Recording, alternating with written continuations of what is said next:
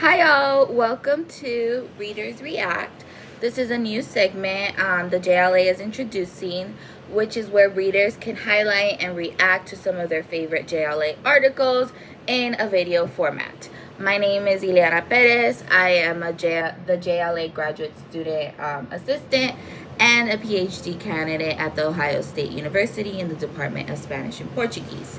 Today, I am going to be highlighting Lynette Arnold's article, Reproducing Actions, Reproducing Power, Local Ideologies, and Everyday Practices of Participation at a California Community Bike Shop, which is also part of our special curated issue, Latinas in the United States.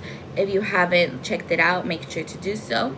So in this paper, Arnold looks at what she calls modes of engagement, which she describes as role-based differential forms of both embodied and linguistic participation.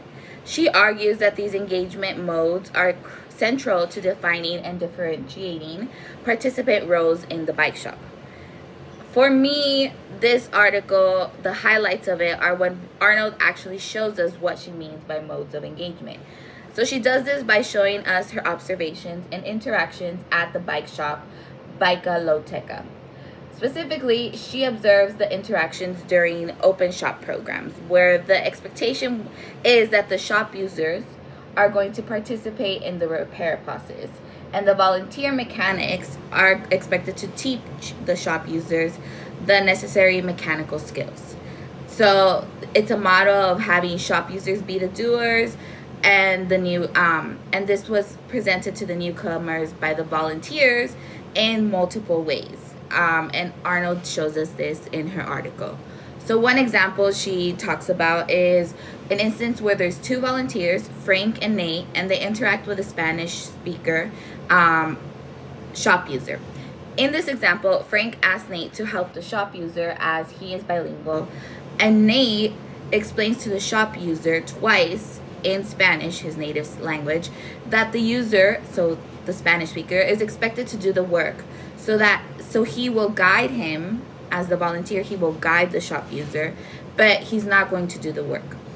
This example illustrates how the ideology of participation was articulated to new shop users and shows the power differentials in the shop. Basically showing how shop users do the work and volunteers guide help them, and it's described by Arnold as this do-it-yourself ideology.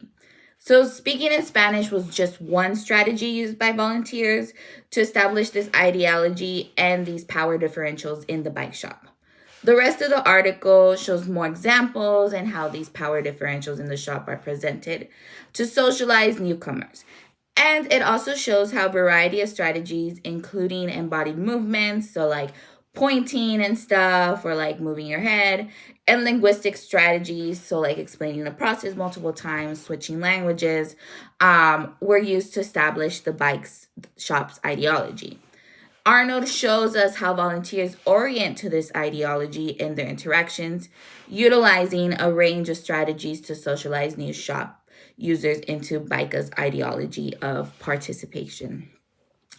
Arnold does claim that as volunteers orient to the established modes of participation, shop users orient to the volunteers' actions, which constructs an interactional alignment that functions to reproduce the shop's motto.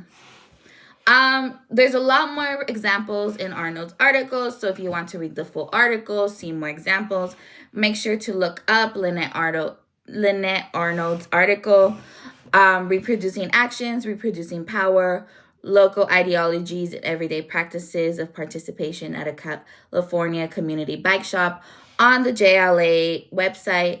And if you want to see more video overviews, make sure to follow our socials tagged below in the caption and comment what articles you want to see highlighted next.